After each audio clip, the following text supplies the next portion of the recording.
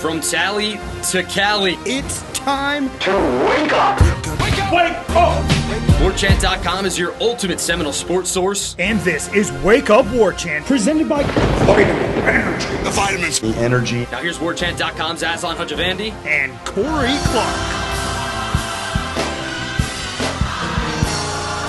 Wake up! It's Wake Up Warchant presented by Vitamin Energy. Coming up on today's show, 23 and he gone. Leonard Hamilton announces his resignation, which will end his 23-year run at Florida State at the end of this season. And Corey Clark sits down with Lonni Alameda, head coach of the Florida State softball team, as the ladies prepare for their season opener down in Puerto Vallarta, Mexico. Wake Up Warchant presented by Vitamin Energy, vitaminenergy.com. Sip the juice, shake it, take it. Vitamin Energy is the world's first and only clinically proven energy shot. 78% of participants in a 14-day clinical trial agreed that the Vitamin Energy shots were effective at reducing brain fog. One little shot, not even 2 ounces. Take it wherever you go. Put it in the gym bag. Put it in the drawer at your office. Put it around the house. You know, like an Easter egg hunt. Surprise yourself with all the different varieties you can find. VitaminEnergy.com. Shake it, take it. Sip the juice. Warchant.com, ultimate Seminole sports source. Won't you leave us a kind review on the Apple Podcast app? Subscribe to the website. Subscribe to the YouTube page. Get involved, everybody. Fun times. Warchant.com. All right, so today's show is going to be a little bit of a Frankenstein show. So we did some live reaction. Ira Schofel, managing editor of Warchant.com, Corey Clark, and myself, after the news dropped of Leonard Hamilton tendering his resignation effective at the end of the season. So Leonard will finish out the season, but at the completion of it, that will be the end of the Hamilton era here at Florida State. Towards the end of the segment, Ira floats out some potential candidates. There's going to be several out there. There's a lot of people that will be involved in this process. Obviously, Michael Alford will spearhead it, but there's going to be several voices that do have ties to the basketball program that are going to probably gin up and lobby some guys on their behalf. So it'll be interesting to see who does get interviewed and how quickly it does start getting into motion. Stay connected to warchant.com for the very latest on all that. Florida State does have a game later tonight against Notre Dame. Leonard's going to speak to the media afterwards. He will address, I guess, maybe, some of the reasoning why he decided it was time and how the transition might go. So, yes, stay connected to warchant.com. We'll be at the game at the Tuck, 7 o'clock tonight as the Noles take on Notre Dame. On the football front, bit of a quiet day on Monday, but we will be speaking to 4 guys later this afternoon at 2 p.m. We're going to get Marqueson Douglas, a.k.a. Biscuit, former Nole, then Arizona State Sun Devil, and now back home here in Tallahassee. Micah Pettis, who was at Ole Miss last year, their starting left tackle. Randy Pittman Jr., Florida native, was at UCF the last few seasons, plays tight end. And then Deuce Robinson, son of Dominic Robinson of 4th and 14 fame, the original one, 2003 Swamp. Suck it, Gators. So we'll speak to those 4 gentlemen at 2 p.m. That should be interesting. Of those 4 guys I listed, 2 are written in pen, I would say, for starting jobs, Pettis and Deuce. So we'll see how all 4 of them feel about things here in Tallahassee so far as they continue to do their tour of duty workouts. And that will give us probably enough to talk about for another show. So we'll have another show for you folks tomorrow as well. We'll have those interviews wrapped up, summarized, and then probably some thoughts on Leonard's comments after the game against Notre Dame. So with all that said, this was a YouTube Live, which kind of didn't happen live because I kind of goofed up on something, but let's not go down that road. Ira Schofel, Corey Clark, talking about Leonard Hamilton tendering his resignation. Leonard Hamilton will be stepping down as head coach of Florida State's men's basketball team at the end of the year. Just how surprised or not surprised are you at this developing story? Yeah, there's no seams about it. I think Leonard Hamilton, from what I understand, is talking to his team just now, or he just finished talking to his team about it.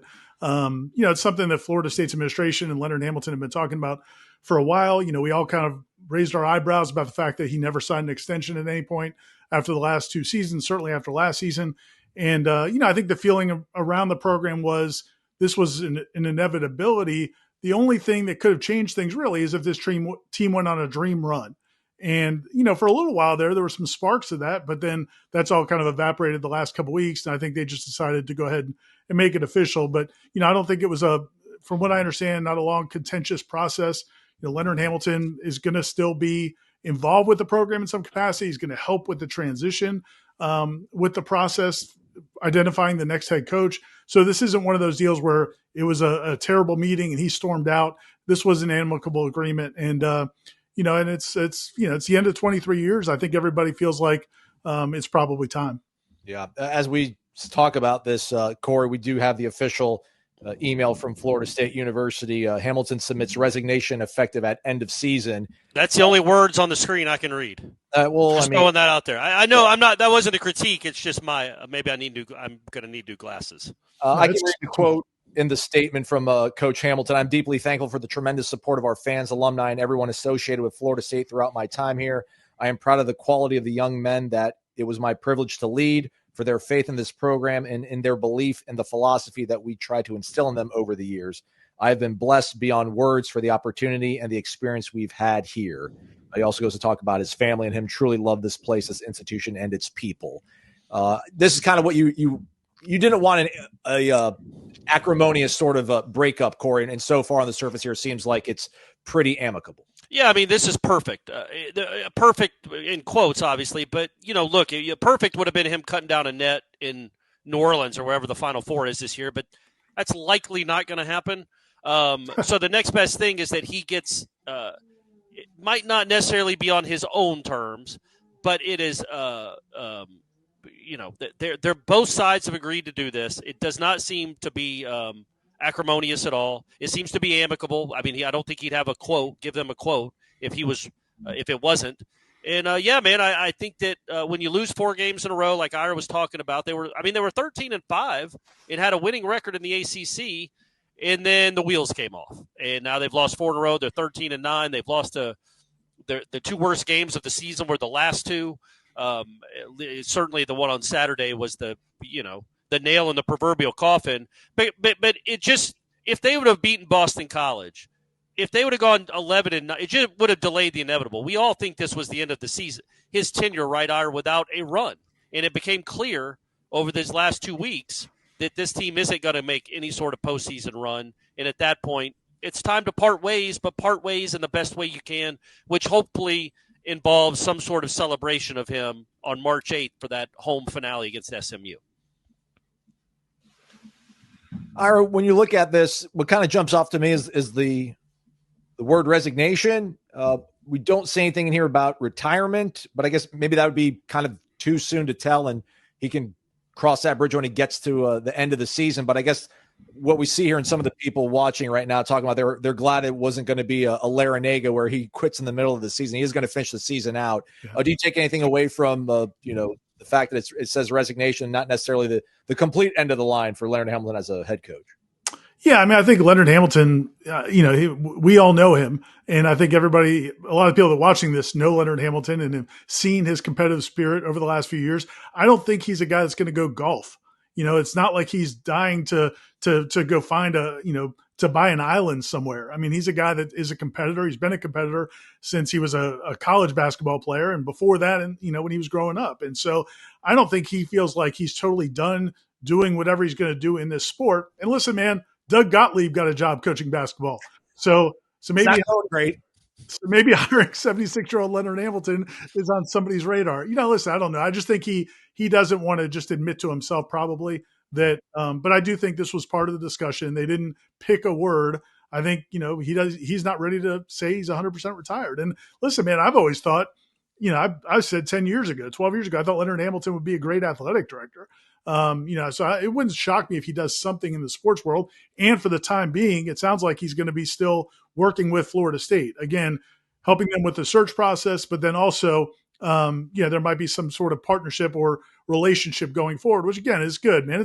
Listen, man, the thing, and I thought Corey did a really good job of this in his column, is that, you can sit back and look at the wins and losses, and obviously that's what matters most. That's why they get paid, and the NCAA tournament appearances and all that. And we can argue how great of a career it was even at Florida State. I think by Florida State standards, it's a great career, but we can have that debate. What you can't debate is, man, what a great ambassador for Florida State, the lives he's touched. I mean, Corey and I got to see it firsthand because we covered the team even way before our Warchant days at the paper, where we were covering them home on the road. You really got to know the players. You're in the locker rooms on these road trips and NCAA tournaments. And the way he, Corey, you could talk about it, the way when Derwin Kitchen graduated, the first kid in his family to graduate, things like that.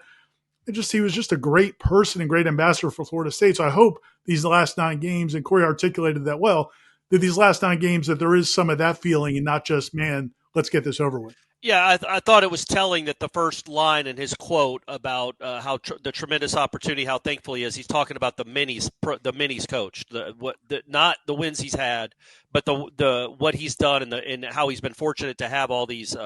It's not that quote; it's the first one. But yeah, that's a great quote too. But just about how fortunate he has to be able to touch all these people's lives and yeah, the Derwin Kitchen one is one, Ira. It's like we remember asking him on senior day. This would have been, when was Derwin a senior? Lord, 2011? Yeah, and Derwin had a unique journey to get to Florida State through a community college in Florida and St. John's, I think, and was ineligible for a while and then ends up graduating. And Leonard's literally getting teary-eyed. Big, bad, tough Leonard Hamilton has his eyes are welling up talking about Derwin Kitchen the day before his final game. And because he was graduating, not because he had scored points and helped him win games, because he was graduating. And I remember there was a story he told, I won't name the player, and you won't be able to figure it out because he's had a lot of good players that were from other countries. But it was a player from another country that was here that was a good player, starter. And he got suspended for a half of or a whole game. You know how Leonard is, and he won't ever tell us what it is on the record. He's never going to publicly shame one of his players. But he was talking to me about it later, and he's like, yeah. And I brought him into the office, and I said, you son of a gun, he didn't maybe use that language, how am I going to explain to your mom and your sister if you're failing out of school? You're not here to just play basketball, man. You're here to be a student. I made a promise to them that you were going to go to school, that you're going to become a better person. I'm not going to allow you to miss a class or miss a study hall. That stuff really did matter to him. It really did. This is not just all coaches say it matters to him. Leonard lived the life. He would suspend players in important games if they missed the study hall or missed a test or got a failing grade on something like that. He's for 23 years, he's been trying to raise men, not just have a good basketball team. It just so happened that it worked out. Occasionally, he had a really good basketball team. Aslan, can I just share two quick anecdotes as well? What does Aslan care? He doesn't have to get on the road. I do. All right, Corey, do you mind? Two quick anecdotes. Let's make it quick. No, 2 anecdotes I wanted to share. One is Terrence Shannon. I don't know if people remember Terrence Shannon. He was a big athletic forward that Florida State had here for a couple of years. And he was, really nice player and was developing well. And I think they thought he was going to be a huge part of that team coming up around the same time frame, midway through Leonard Hamilton's tenure. Well, late in the process, this is before the transfer portal was a thing, Terrence Shannon left Florida State, went to VCU, and basically just up and bailed on Florida State. And it was after most of the recruiting had been done, so they kind of really left them in the lurch. Well, people in the program were furious, and they loved Terrence. They was part of the team. But they were angry that this happened. Well, a couple of years later, after Terrence is done with college, he wants to get into grad school. He comes back to Florida State and basically asks Leonard Hamilton to help him getting into graduate school. And Leonard Hamilton not only helps him get into graduate school, lets him work out in their facility, basically takes him back like nothing had ever happened. I remember talking to CY, Charlton Young, who was on the coaching staff at the time. He's like, man, every other coach in America tells that kid to kiss his ass, kiss their ass. Like, listen, man, you screwed us. We're not rolling out the red carpet for you. And Leonard Hamilton's like, no, that's my son. I didn't like what he did, but he's one of my kids. And so that's the sign of it. Another one, just the loyalty. And I think it goes both ways, like Coach Bowden. Sometimes loyalty goes against you. Sometimes it works for you. There have been several players throughout his tenure that people inside the program wanted him to get rid of, that he stood by and just tried to work through their things. And a lot of times it ended up working out really well. I'm not going to go through all the details, but again, that's the stuff that you can argue about the wins and losses and how if they should have fired him in 2014 or whatever. But from the standpoint of how he represented himself in this program, I think it's what you would want if you're a Florida State fan. It's crazy. What a career, though. All right, Ira, like a career arc at one school. Like you could have made the argument in 2008 he should have been fired. That was 5 straight years of not being in the tournament. They had gotten really close, but they hadn't made it. And if they'd have fired him, it would have been a huge mistake. because they went on to go to 4 straight NCAA tournaments, the Sweet 16, and won the ACC championship. And then they have another 4-year stretch where it's like you could fire him right now. Right. You could fire him right now and everybody would understand. Then Jonathan Isaac comes and Dwayne Bacon's still there. And then you go on another year, another run where it would have been 5 NCAA tournaments in a row, not for COVID, with another ACC championship and 4 Sweet 16s. So it's like every time he hit a dip, he bounced back with one of the best runs in Florida State history. Now he's hit a dip and he's 76 years old and there's NIL. And he's got 0 years left on his contract, and the whole ball game is different. That's so I NIL. I made the point in the column. You can't overstate how much NIL just curtailed this program. NIL and the portal, because they were the 4 best programs in the ACC for a half decade, and then all of a sudden the NIL comes, and then all of a sudden the Scotty Barneses of the world stop showing up. So that was a bad timing, but a really good run. For I think I can speak for you, a great person, a good run, a good basketball coach, a great person. And, that's important these days. Again, for joining us, breaking news here. Leonard Hamilton announced that he will resign at the end of the season after 23 years at Florida State, 3-time National Coach of the Year, 5-time ACC Coach of the Year, the only coach to win Coach of the Year in the Big East and the ACC. Led Florida State to their first ever ACC tournament title and their first ever regular season championship as well. At the end of the statement, Michael Alford says, "I'm excited for the future of men's basketball at Florida State. Thanks to Coach Hamilton's excellent stewardship and leadership, it's been proven that Florida State can be a contender in the ACC and nationally. Looking forward to continuing to build on what he's accomplished here as we identify the next leader of our program." What sort of net do you expect, I guess, not to put you in a too uncomfortable of a spot here, Ira, but as we wrap things up here, national search, do you think there's already probably been a short list that's been accumulated because of, as Corey's pointed out, the 0 years left on the contract going into the season for Leonard? Yeah, and also real quick, just remind people that Jeff Cameron's show is still going on until 4 p.m. So when we're done here, obviously watch us. Go listen to that Slappy. See what he has to say. He's going to be wrapping up McElroy's win this weekend. But you can go check out Jeff Cameron's show with him and Tom Lang. Yeah, man, that was kind of I think really the thought process behind the way they've handled this over the last year was, I think there were people who wanted them to make a change after last season. The program was kind of going in the wrong direction. Last year was really disastrous. All those players were leaving. The whole roster was turning over. It would have been perfectly fine to make a change at that point. But by doing this, that really gave them a chance to kind of get their ducks in a row, make a list, make a plan, figure out exactly who's interested, who's not interested. I'm not saying they've had a search yet. I think out of respect for Leonard Hamilton, I do not believe that they've had real conversations with anybody that they want to hire. But I do think that they've really figured out what they want to do, and they have a plan for what they want to do, and we'll see what they pull off. I mean, I think the usual suspects that have been thrown out there a lot over the last several years, obviously. Sam Cassell, former FSU star, NBA assistant coach for a long time. He's expressed interest, and there are people that donate a lot of money to Florida State basketball who really like Sam Cassell and would like to see him get a shot. But there's also, I think an emerging candidate the last few years. You guys had him on, or at least Corey had him on an interview last year, Luke Laux, who's now with the Sacramento Kings and is, had a really impressive young NBA career as an assistant coach, is really well regarded, was a star player here. And then there's some other people with FSU ties, people that have coached at Florida State or been part of that circle. And then there's also, obviously, there's some up and comers out there as well. I don't think they're going to be able to get, people, when these things happen, people want to aim for the sky and, try to get this hot coach from, this successful Power 4 program. But that's probably not going to be realistic, but maybe an assistant coach from a top tier school or a basically, you're saying not Dennis Gates, but maybe CY. Yeah, that's a perfect. Right. Yeah, that's perfect. And Dennis Gates, who was an assistant here for Florida State and did really well. People watching this would know. Missouri is now the head coach of Missouri, and I think he's making well over $4 or $5 million. I mean, he's doing really well, and they're one of the best teams in the country right now. That would be an almost impossible poll. Although, listen, man, Dennis, listen.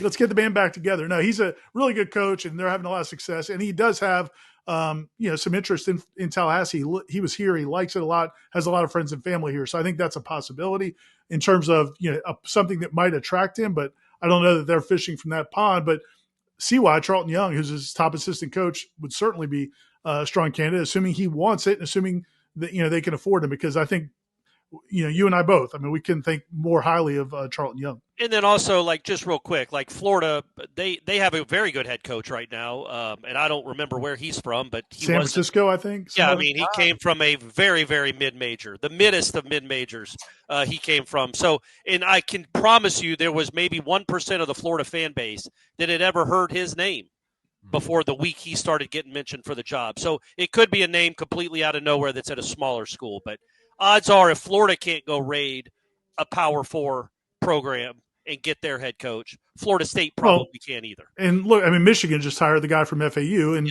it's going really well. So yeah, that's going to be the route. Try to find the ideal mid-major or an assistant at a bigger school, and then but then again, we still have that pool of FSU ties that's going to be probably a big part of it, especially if you think Leonard Hamilton's part of the process. Gates making $4 million this past year. Leonard Hamilton making $2.25 million. And as their Twitter account said, Florida State, Leonard will address the transition during his post-game media availability after tomorrow night's game in Tallahassee against Notre Dame. That's at 7:00. As Ira did mention, though, for more information on this, head over to the Jeff Cameron Show, which is streaming live. We'll have more reaction as well over at warchant.com, the ultimate Seminoles sports source. Again, Leonard Hamilton, after 23 years as the head coach of Florida State's men's basketball team, has announced he will resign effective at the end of the season. CPTallybar.com, that is the website for the Corner Pocket Bar and Grill. Delicious lunch specials from 11 a.m. to 3 p.m. weekdays. Only $8.99 comes with a side dish of your choice. Tonight is trivia night, so get on it. Get to the Corner Pocket. 7 p.m. it starts. Corey might be there. I think Corey's probably going to be there. So battle it out with him. Prove your superiority, your mental, cultural superiority over Corey Clark. Thursday night is bingo night. 4 rounds, $250 cash money up for grabs. And don't forget happy hour weekdays from 4 to 7 and then all day Sunday. Not sure if that extends to Super Bowl Sunday, but if we've been doing it during the football season, why not do during the Super Bowl? I'll try to get clarification on that. You don't need any further clarification. Corner Pocket Bar and Grill, place to be, 2475 Appalachia Parkway. All right, I'm here with I don't mean to make you blush or anything, but one of the best coaches in the country, one of the best coaches of any sport in Florida State history. And Lonni, I was thinking about it. Your program has gotten to the point that it's so good that losing in the super regionals feels like a supreme disappointment. Mm-hmm, for sure. First off, as we look back on that season, because we're looking ahead to this season, what lessons were learned? And I say understand. You were one of the 9 or 10 best teams in the country. It's not like I'm talking to somebody that just went 10 games below 500. Yeah. So, but what lessons are learned from a season that isn't quite what you hoped it would be? Yeah. I was very proud of our program last year. And I know from the outside and the expectation of the fan base and the expectation of us and where we want to be every year, it's hard for people when they're not in it to know what's going on, right? When you're in the classroom and you're with the team every day, you know what's going on. And, the amount of injuries we sustained, and for a lot of those players to gut it out. Allison Royalty broke her rib throwing pitches, she just gutted it out to the very last pitch she could throw. And our offense staying in it mentally, we knew we had to rely on them, and they just from the get-go stayed in it mentally and physically for us to do what we needed to do on the pitching and defensive side to make us one of the 16 teams in the country playing to get to the World Series. And of course we match up with Oklahoma. Why not? Why not, Lonni? Yeah. And we had that dang center fielder they had robbed us of a couple home runs again. We keep adding to her highlight reel, but boy, did we grow. Our freshman that had an incredible season last year and learned so much, got the opportunity to play in a really cool environment, and we were able to travel to Oklahoma. And so I think that there's just a lot of foreshadowing in that experience for us. So I was extremely proud. We had a lot of seniors that graduated last year that have been a part of big moments for us. And, the lessons we learned have definitely translated to this season. What is it like without the two Kayleys and Devin? What has that been like in the preseason? Because they were huge parts of your program, just stalwarts, just mainstays for seemingly half a decade. Yeah. it's always hard. What are you going to do? It's like Kat was just in here chatting with me, and it's like, when's Kat Sanderclough going to graduate? What is it going to be like? Yeah. And I think the one thing that these seniors always do so well is they pour back into the team, knowing that they're leaving the program better than they found it, and they want to make sure that they give the young ones the opportunity to grow. So when they move on, they're ready to take over the leadership that needs to happen and protect the culture that, has been established and all the things that are really important for a continued success of a program. So yeah, senior day, I'm always crying like a mom, in the stands, and, but, crying due to, the pride that I have, and, the gratitude that I have for the trust that the families and the kids give us as coaches to allow their growth to happen. It just fulfills me and the coaching staff every year. And then you get to September and you got a new squad and they're just ready to roll and do the best they can. So yeah, you miss them, and Harding and Dev are coaching at Mercer now. So it's great that they're giving back to the game. Kaylee got drafted by the AUSL last couple nights ago, and that's incredible. So yeah, you're just ready for them to take on the world, and everything you talk about in their 4 years here, now they can go give to the world. And you mentioned them. You had a couple of just incredible well, they were freshmen last year on the left side of the infield. I know you thought they were good. I know you probably thought they were good last January. Did you know they were going to be that good? Yeah. And I guess, without putting too much pressure on them, though I'm sure they already have their own expectations for themselves. Yeah. How good can they be? Yeah. What you have recruiting. You just don't know when the maturity and the light bulb is going to go off for them to keep leveling up. And I think that's the one thing, like Jasony, she's kind of the quiet, I wouldn't say shy, she's very determined, quiet, determined, committed. Her process was very calculated every day. And, you see her down there every day working, you see her doing her ground balls early, you see that. And all of a sudden you see the season start to unravel and you're like, wow, that's a very calculated, driven individual that wants to be great, doing the same thing now, did the same thing in the fall. Whatever the outcome is of it, but you could definitely see that there was a very mature approach to a freshman year with her. Ashton Danley, we tried to use her the best we could, in wrapping, an injured pitching staff around opportunities. And boy, did she have some big moments of failure and some big moments of success. But she hung in there. Maturity. Most freshmen can't do that. That emotional, when you get beat and Ashton's such a family person, I didn't win it for the team. I didn't do it for the team. It could really get to you. It's really tough. And she kept hanging in there. And, there she has some big moments, for us, beating Auburn and getting after, the chance to go to Supers. And I think Issa comes from, her father's a coach. Her sister played at McNeese, and just graduated last year. So she had a little idea what she was getting into. And then, she was a little under the radar, and then all of a sudden just consistency and showed up, and there's no under the radar anymore. And boy, she's taken on a very good lead verbal role for us this year. And, we're very lucky, for their contributions, but their instant growth. So it's been so much fun to see. With someone like Ashton that comes in with so much fanfare and is one of the best high school players in the country, I can't imagine she had many games in her life, ever maybe, where she would give up 5 or 6 runs or 7 runs and have kind of some ugly innings. It was a welcome to college moment, freshman. Yeah. She had a lot of them for a really good team that was trying things. Yeah. I wonder, in the long term, do you foresee, because some kids can turtle up and go into a shell and be like, I can't handle this. I'm not used to failure. I don't know how to handle it. Yeah. How did she handle it? How do you see her this year in her career moving forward? Yeah, I think probably one of the tougher things for her is she's a two-way player. So she plays outfield, she hits, and we at some point had to make a decision for the program. And, just for the sheer ability to get through a season, 60-game season and trying to be the most velocity and movement you can by the end of the season, you got to keep your legs underneath you and get after. So we had to make a decision to take some of the outfield away and take some of the swings away. And wasn't hard for her. If the team needs me, this is what I'm going to do. But previously, if you have some bad outings, you can go out there and hit and get back into it and feel pretty good about it. When you sit there and you can't contribute on the offensive side, now your mind really can start to roll. And I'd say, just a relationship with her family. Again, very family driven. They're very good, loving her on the highs and lows.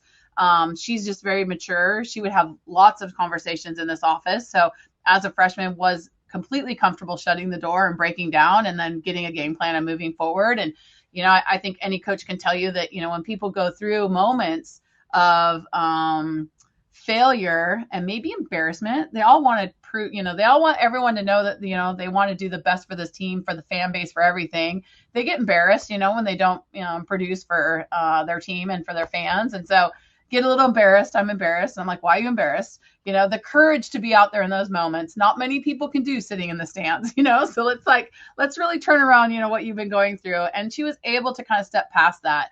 And now her speaking to Jazzy Francic is awesome. Freshman coming in, hey, you don't know what's ahead of you. I do. I'm going to help you through it. It's just been incredible as a sophomore for her to have that leadership right now. Speaking of this freshman class, as good as last year's was, and we already talked about it, they were two of the at least the infielders in particular, were two of the best in the country, really kind of regardless of classification, but certainly as freshmen. This freshman class, I think, is even ranked higher coming into the season, more top 10, top 15, top 20 players. Obviously, they're not all going to be Beechams. They're not, they're not, but what have you seen so far from this freshman class? Are there a couple of players that absolutely 100% will be a big part of this season, this team this year? Yeah, I mean, you can obviously say Jazzy Francic's going to be because, we have a 6-person staff and we're going to use all 6 of them. Right. And she is someone that committed pretty early to the program. So her and I have a pretty good relationship also. And so I foresee a lot of challenges for her head and a lot of success for her ahead too. So I'm really excited about her opportunity to grow this year. And then when you have upperclassmen, sophomore year upperclassmen, but someone like Ashton that's really putting her under her wing. And I'd say Annabelle's come in here as a transfer also and just really shared a lot. So I think Jazzy's going to grow a ton from her relationships and then her ability. I've been thinking with Shelby and Addie and Bella, very talented, wouldn't be here if they weren't super talented, but we're also very deep. We have 9 seniors. So we've had really good talks about, you don't know when your number is going to be called. I think it's pretty easy on the pitching rotation side that you're going to be in there at some point. But when you got everyone swinging the bat and you got some experience swinging the bat, it's going to take some time maybe to get in there, but you can learn every single day, how to be a very professional type player in the program. And they have just been nothing but sponges to the team. And so we will see them throughout the year, and you never know when the season starts who's going to be in there. But our offense is really senior driven right now. We've got a lot of upperclassmen that are good after some really good swings for us. Yeah, you do. You got Janai, obviously, and Michaela, and just people, names that we've known for a long time. But I think what's cool about your program, and it's probably every really good program, is that you aren't afraid to play young people if they deserve it. You aren't afraid to play freshmen if they deserve it. So I feel like that would be a nice, not a carrot necessarily, just the truth for these freshmen. Like, look, if you're good enough, I don't care if somebody's been here 3 years. If you're better than them, I promise you. Yeah. Ask the third baseman or the shortstop. Yeah. If you're good enough, you'll play. Yeah. I mean, competition, just makes you better, right? And the game doesn't know if you're a senior or a fifth year, you're a freshman. I mean, if you're contributing, it's going to make us better. And again, it's a long season. So, I think we've got to have the thought process of what we need to win 3-game series in the ACC and to win a regional, super regional, and a World Series, right? So, you've got to have pieces in that puzzle to make that happen. And so we've got to gain experience while we do that. Speaking of that, when you talk about the goals and what, obviously you guys are, you want to have a good regular season, you want to make some noise in the postseason. When you guys did start out, again, so poorly, as I'm using that in quotes, gotcha. But for you guys, and there were games where it was like you were just giving up runs you're not used to giving up. And I know there was a lot of pitching issues. Mm-hmm. Do you as a coach change your mindset of what would make a good season? Like, maybe this isn't the year we can really make a run in Oklahoma City. Maybe because of our pitching, it's going to be really hard to get there, or if we do get there, to make a real run. Let me alter my definition of a good season to this. As a competitor, is that something you can do? Yeah, for sure. I think what's unique about team sports is you just don't know what style team you're going to be. So for us, we talk about we have a backboard in our classroom. And we go through this process piece of like pitching, defense, and offense. And we have numbers that we start to chart. And then all of a sudden, after 20 games, you start to see like, oh man, we're a power hitting team, or we're a legit situational hitting team, or we're lockdown defense, good pitching team. Then you start to like get that identity, and then you start to own that identity, and then it sprinkle little things to it. So I'd say going on right now, like really like our offense, like our ability to make adjustments, like our power. I think, Katie, Dak, Hal, Janai, Michaela, Amaya, like we've got kids that can leave the yard, and then we got kids that can run. Like I like that right now. Now we go to play Oklahoma State. We're going to see if that plays. And you got for the next 15, 20 games, what does that look like? And then you start to add your sprinkles in there, because now you got to manage your 3-game series. Do you get nervous? Are you nervous right now? Because you play on Thursday. You play in Mexico. Your season opener is on Thursday. Yeah, I'm nervous that we all make sure we have our passports when we show up to the airport. Sure. Yeah, for sure. Like you get like now though. I know you get butterflies when you're sitting there as the game's starting. But 3 or 4 days ahead, do you still get the antsy nerves? No, I think we're fully prepared for this weekend.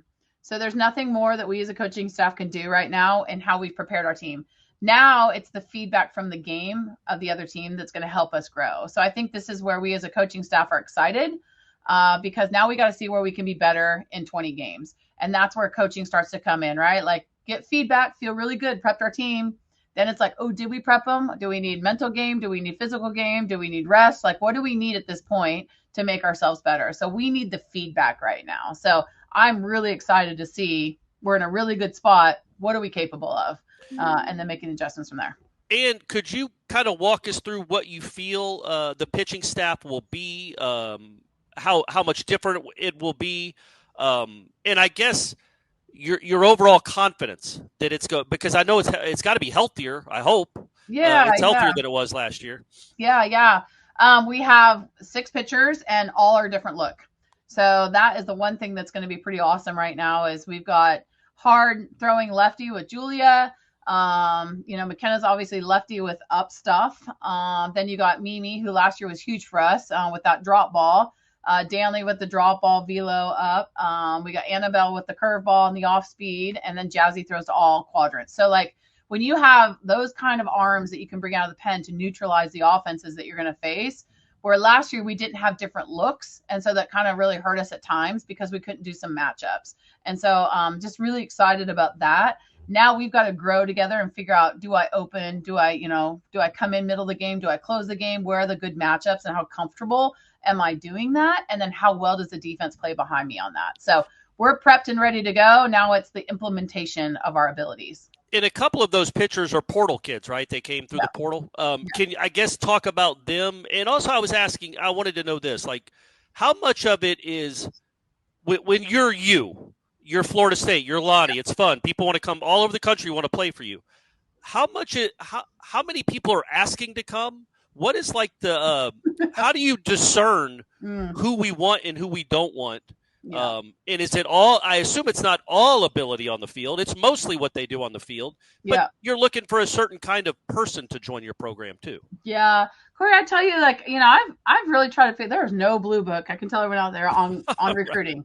And, we all know that from what, kind of what football's been going through. And I think all of us are trying to figure out this NIL world and, most coaches and most fans like the blue collar, hardworking player that earns it. We like the amateur side of it.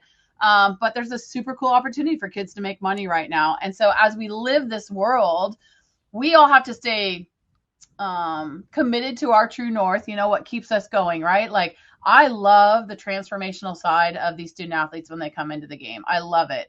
And, but I've also got to make sure I meet the moment, And so I think the more that we can be genuinely ourselves, we attract those kind of players that want to be in that environment. And the more that they want to be transformed through the game in a very transactional world, got to win games or I'm not here. I always talk about that, but really love the family atmosphere and the growth part of it. So I think we are very big on that side. So it's not big red carpet here and shiny things. It is be around us, love the game, want to grow the game, want to be a part of a really cool opportunity. That's us. And we attract Annabelle Widras and Julia Apsels like that. They want that. Julia played here. That was her number one thing. She played here when she was at Hofstra, and she was just like, man, my family loved being at the Plex. I love the fan base here. I just wanted to be here. And so her phone call right away was like, this is where I want to be. And to me, that's that's a good fit. Like, of course, she's very talented, but then she wants to be here for other reasons than just, the talent part of it. So I think finding that right match, can really be healthy for you. So you're right. It's not always skill sets, even though we have to have skill sets. There's a piece of the glue that's got to fit into the culture of the program. And if somebody's coming from a place like Hofstra, although I guess, did she pitch against you guys? Yeah. Yeah. So you saw her up close. Yeah. But if a player's coming from a program where you haven't played and you don't have a lot of, do you go just on stats? Like, oh, they had a 1.88 ERA. That's good.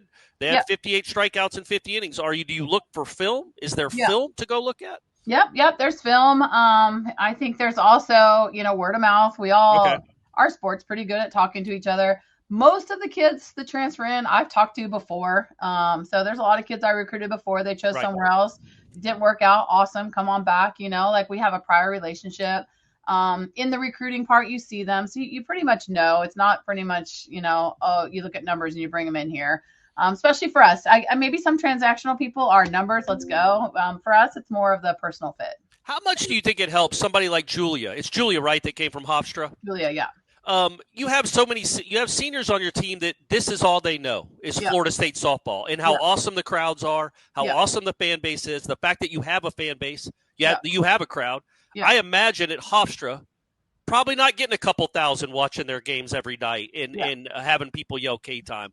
Yeah. Do you think that's good to have that infusion of somebody that's not used to the program, letting everybody else on the team know how special this is? Like, this isn't normal. What you guys have gotten to live is not normal. This is why I want to be here. Yeah, we do. I have them share that sometimes a little bit from the outside. And again, realizing the kids that are born and raised in this program are only going to know what they know, So you can hear everyone's stories and we share stories, but I just try to be very mindful of respecting the journey of others and respecting the ones that are in it, So, it's kind of like maybe children of my own and ones I've adopted, you're probably going to handle them differently as you go through your processes. And so to me, Julie and Annabelle right now, I always tell them like, you are freshmen as seniors, like you are rookies in our program. And I'm not going to I'm going to make sure that I respect the fact that you're a senior, but I don't want to assume you know everything. So we're going to go back to the basics so you can get the most out of this place in a short amount of time. And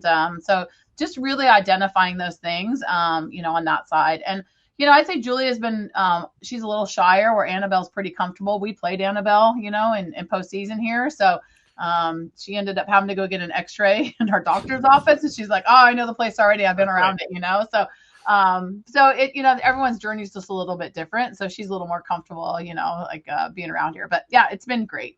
And with this team, and we can wrap it up on this, but with this team, it sounds like, not surprisingly, you really like the offense. Even though you lost what you lost, you have so many dynamic players from Kerr to Edenfield, obviously the two sophomores. You have a quartet there, and they're not the only ones in the lineup. Yeah. But a quartet there that is about as good as anybody in the country. Yeah. If you can pitch like you want to pitch and pick up the ball and play defense like you want to pick up, I assume you think this season can be special. Like that's always the goal, but you seem to, and I don't know you that well, Lonnie. We're not best friends, but you seem to have like a quiet confidence about what this team can be come May and June. Yeah. Corey, we've had a little theme this year with the Team 42, but the peace sign. And we've really embraced the put your head in the pillow at the end of the day, give everything you can. And then, the sun rises and you're up and you're getting after another day. And this team has done that. They've just been there. I say one thing once and it is done. There's just so good cohesion, drive. They're into every weight room. They're into every conditioning. They're into every practice, into every team meeting. Like it has been outstanding. Now, is that going to guarantee you wins? No. But I'm excited for their opportunity, and I want to be right there with them and ride the highs and lows because they have given so much, and they've been a lot of fun to be around. So talented, yes, but this is an all-in team, and it's been a lot of fun. So I know you'll enjoy it and you appreciate both sides of it. And I know the fans usually see the fun side of the team, but this is a super special squad. It feels like you're starting off the season, though, with a bowl trip. Yeah. Like it feels like a football team. Like your bowl game is at the beginning of the season. Yeah. This is the last question. I promise, Lonnie. We always appreciate your time. Yeah. But what is this experience? I assume you guys leave on Wednesday?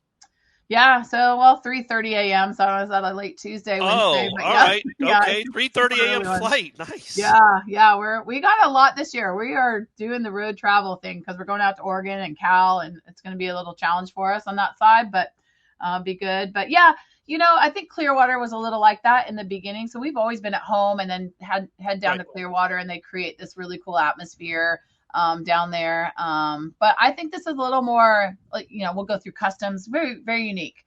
Just passports in general, so by having a little diversity is good for us to bond.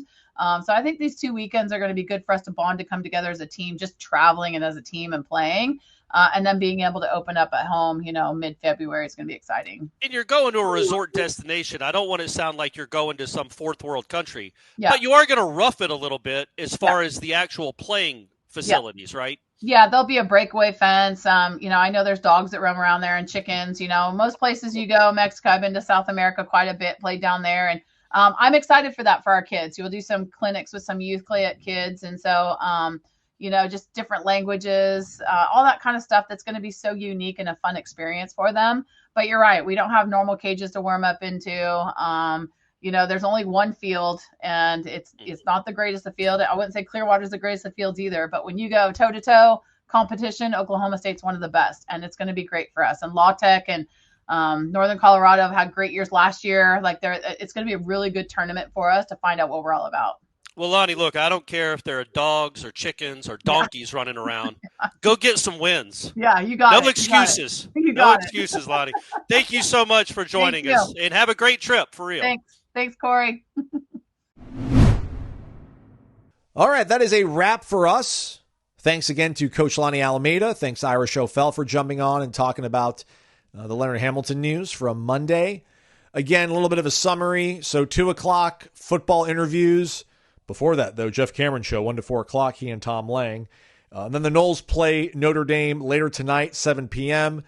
Hamilton will speak after that game. We'll get some insight from him, his first public comments after he announced that he will be stepping down as head coach of Florida State after 23, on the whole, pretty good years. So be on the lookout for that. All over at warchant.com. But don't forget to subscribe to the podcast. We'll be dropping another show.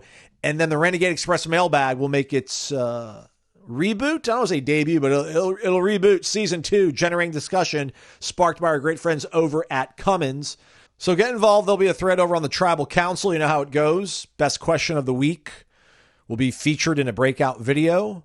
They will then be entered into a monthly drawing for a gift bag from Cummins, as well as an entry into the grand prize drawing at the end of the year, which will be a portable generator or a portable power station from Cummins, a power leader. Stuff's legit, everybody. I'm not sure how they're trading on the market right now, but strong. Had a really strong 2024. No reason I think they won't be strong in 2025. But get involved. Thread will be posted probably here in the next day or so. So start thinking about your questions. And we'll talk to you folks tomorrow. Again, Jeff Cameron Show, 1 to 4 o'clock. Everything else, always over at warchant.com. Get involved over there. Thanks for listening. It's been Wake Up Warchant, presented by Vitamin Energy.